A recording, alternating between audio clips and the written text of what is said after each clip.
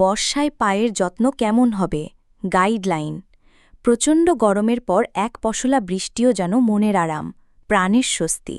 তবে সমস্যা হল রাস্তার কাদা পানি, মানে পায়ের সর্বনাশ অবস্থা।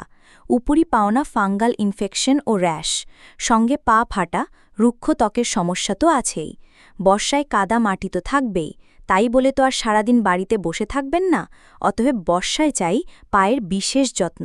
গোসল ও পায়ের যত্ন। গোসলের আগে পায়ে তেল ম্যাসাজ করুন, ত্বক নরম থাকবে। তিলের তেল হলে ভালো হয়। তিলের তেল না থাকলে অলিভ অয়েলও ব্যবহার করতে পারেন।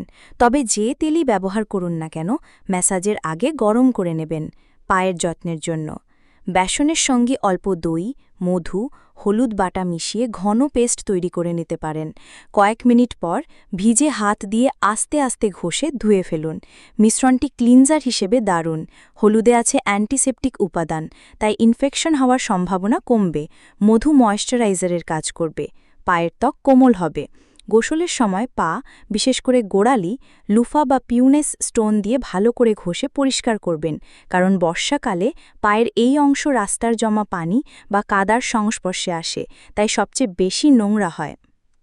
গোসলের পরে পায়ে ভালো করে ফুট ক্রিম ম্যাসাজ করুন। ইচ্ছা হলে লেমন টার্মারিক ক্রিমও ব্যবহার করতে পারেন। লেবু ও হলুদের নির্যাসযুক্ত এই ক্রিম শুধু পায়ের ত্বকই নরম করবে না, সঙ্গে ফাঙ্গাল ইনফেকশন বা র্যাশ থেকেও পায়ের ত্বককে রক্ষা করবে। ত্বক ভিজে থাকতে থাকতেই ক্রিম লাগান। ত্বকের ময়েশ্চার ব্যালেন্স বজায় থাকবে, রুক্ষভাব দূর হবে, ত্বক নরম ও কোমল হবে। Night care. রাতে শুতে যাওয়ার আগে কুসুম গরম পানিতে 15-20 মিনিট পা ডুবিয়ে রাখুন। এতে পায়ে জমে থাকা ধুলো ময়লা পরিষ্কার হয়ে যাবে।